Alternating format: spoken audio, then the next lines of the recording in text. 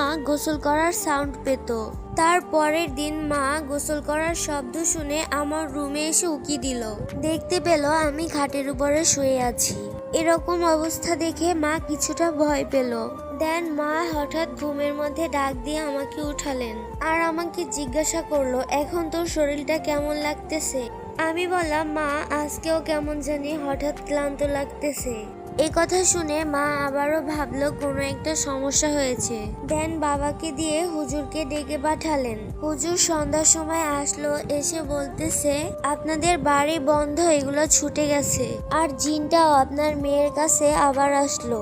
দেন হুজুর আবারও আমাদের বাড়ি বন্ধ করলো। অতঃপর সেই জিনকে আবারও ডেকে বলতেছিল, তুই কেন ওকে এমন ডিস্টার্ব করিস? জিন বলতেছে, আমি ওকে নিয়ে যাব, আমি ওকে ছাড়া থাকতে পারবো না, আমি ওকে মন থেকে ভালোবেসে ফেলেছি।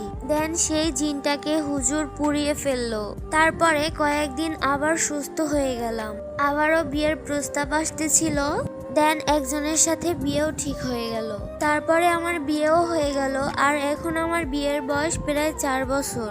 আমার একটা